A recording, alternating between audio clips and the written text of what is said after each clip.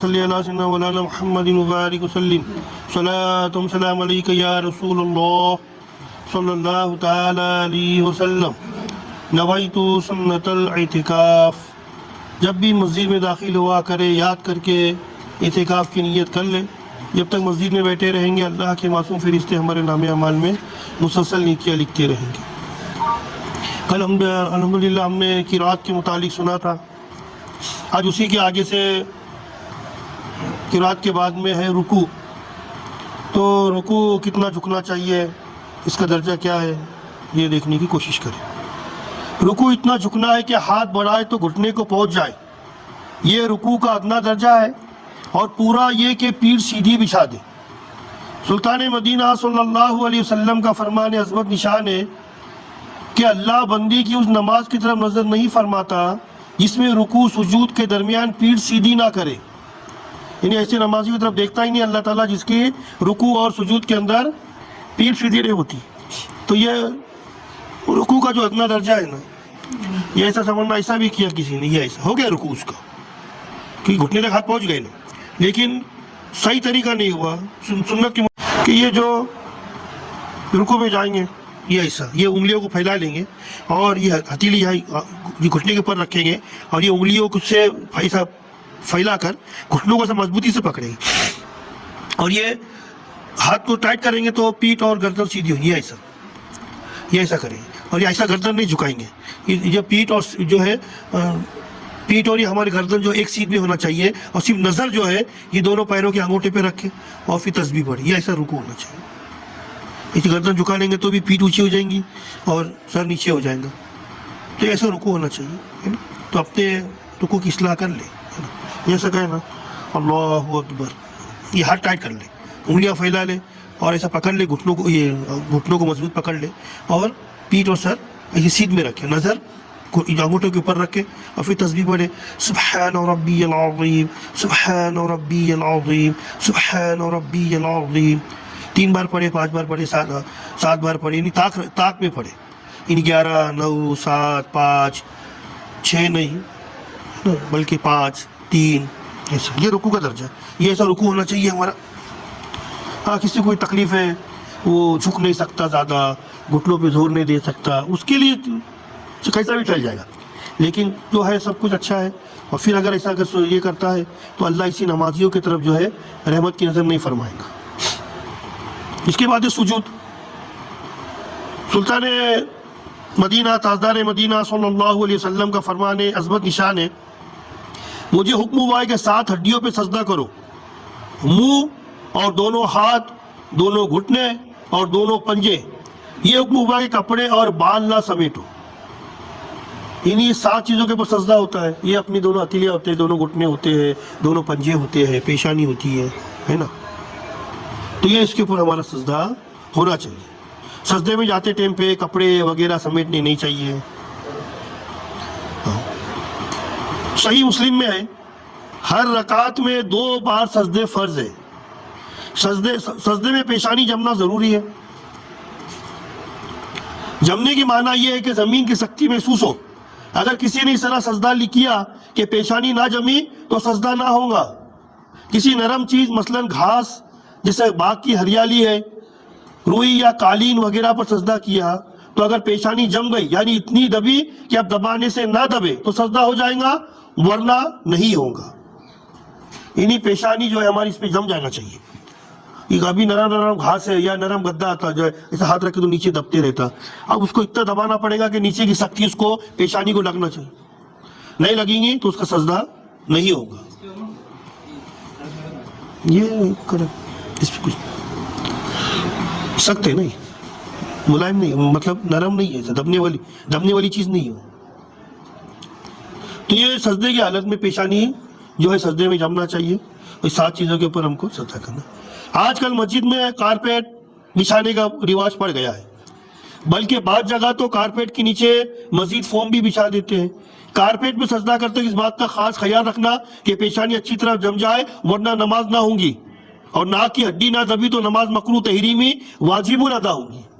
ناک کی ہڈی بھی دبنا چاہیے نماز کے اندر، خالی کسی نے ایسی خالی پیشانی ایسی رکھ دیا نا، ایسی خالی ایسی، اب ناک کی ہڈی کا دب رہی میری ہے نا، یہ नाक की हड्डी नहीं दब रही, ये ऐसी पेशानी रख दिया तो सजदा कैसे होगा? तो सजदे का तरीका क्या है कि पहले नाक रखे, ऐसी ये नाक रख के नोक इसको दबाए, अब पेशानी देखे, फिर से देखे, ऐसा डायरेक्ट ऐसा रखेगा ना तो नाक की हड्डी नहीं लगेगी उसकी। तो पहले नाक रखे, नाक का ये हिस्सा रखे, उसको दबाए, फिर पेशानी टेकी। ये देखो, उठाए तो पहले पेशानी उठाए, फिर इसी नाक उठाए।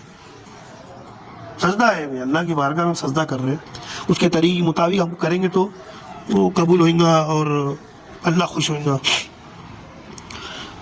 तो जिसकी नाक की हड्डी नहीं दबेंगी ना, उसके बारे में क्या फरमाया जा रहा है कि वो नमाज को फिर से दोहराए, मकरू तहरीमी वाजिबुल यादा, ये नमाज फिर से दोहराना पड़ेगा। फिर से सुने, कारपेट में सजदा करते वक्त इस बात का खास ख्याल रखना है कि पेशानी अच्छी तरह जम जाए, वरना नमाज ना होगी, और नाक की हड्डी ना दबी तो नमाज मकरू तहरीमी वाजिबुल यादा होगी। ये नहीं हड्डी, ये है क्या? ये तो नरम हिस्सा है, ये हड्डी नहीं हुई मुना भाई, ये हड्डी नहीं है, ये हड्डी है, ये दबना चाहिए। तो ये रखकर इसको दबाएंगे तो ये टिकेंगी, इसको ऊपरा पर रखेंगे तो फिर कैसे दबेंगी? ये ऐसा रख देंगे हम तो ये हड्डी नहीं दबेंगी। इसको फिर से देखो कि जब ये अपनी ऐसा रखे है, ये ऐसा रखने के बाद में ऐसा दबाएंगे तो ये हड्डी लगेगी। ये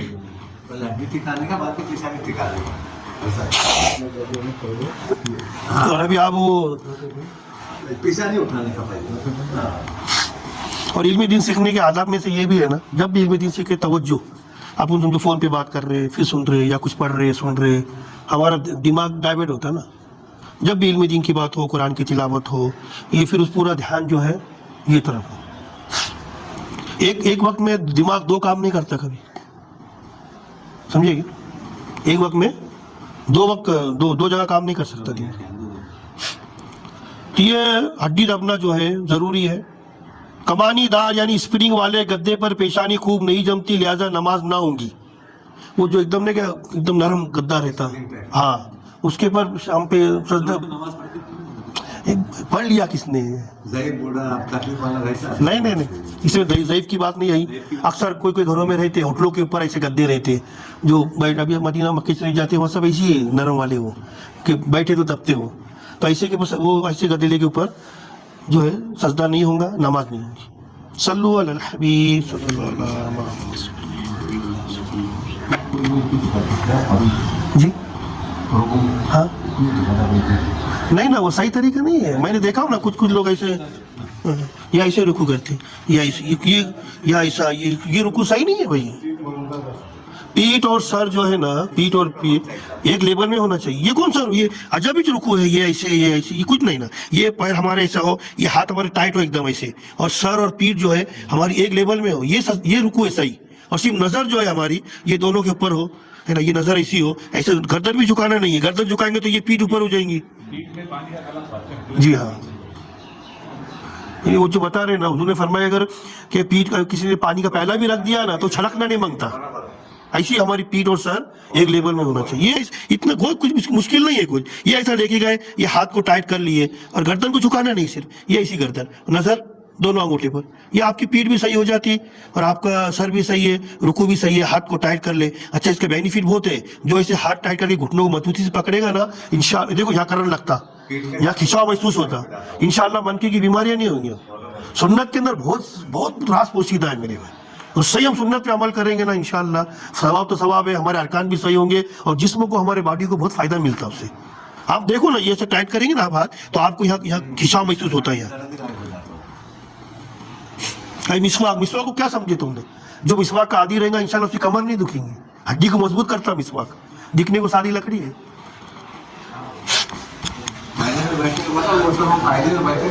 अब ये बाबू तरीके कार से चल रहा है, स्टेप बाय स्टेप सब एक चीज़ें बताकर भी खिचड़ी भी नहीं कर सकते ताकि समझ में आए लोगों को। आपको कल जैसा हमने इसके पहले क़याम का सुने, खड़े रहने का तरीका, फिर किरात, इन्हीं जो हम नमाज में सूर्य वगैरह पढ़ते हैं। अल्हम्दुलिल्लाह हमने आज रुकू और सुजूद का सुने। अब कायदे का आएगा इंशाअल्लाह, है ना। अब अभी हमने नमाज के अंदर भी पहले सना, औज़ बिल्लाह, सना, तहिया, दरूद इब्राहिम, अब दुआ कुनूत पढ़ रहे हैं। अब सब ये चीज़ें अगर मैं साथ लूँगा तो कुछ भी हासिल नहीं होगा। एक तरीक़ेकार रहता, वो तरीक़ेकार के मुताबिक स्टेप बाय स्टेप चले तो दिमाग में आता थोड़ा थोड़ा थोड़ा थोड़ा। صلو علی الحبیب صلی اللہ علیہ محمد صلی اللہ علیہ وسلم کو ٹوٹے پھوٹے انداز میں ہم نے یاد کرنے کی سیکھنے کی کوشش کی. اس کو اپنی رحمت سے قبول فرما اور اسے قبول فرما کہ یا اللہ اس کی برکت سے تو ہم سب کی بے حساب مغفرت فرما دے. ایمان دے، ایمان پہ قائم رکھ اور ایمان پر موت عطا فرما. یا اللہ ہم سب کو صلاۃ و سنت کا پابند بنا. رمضان کے بعد بھی ہم سب کو مسجدوں کو آباد کرنے والا بنا دے اور علم دین سیکھنے سکھانے کی توفیق عطا فرما. ساری امت کی مغفرت فرما. یا اللہ ہمارے ماں باپ کو بخش دے، ہمارے ماں باپ کو بخش دے، ہمارے ماں باپ کو بخش دے. صلو علی الحبیب صلی اللہ علیہ وسلم.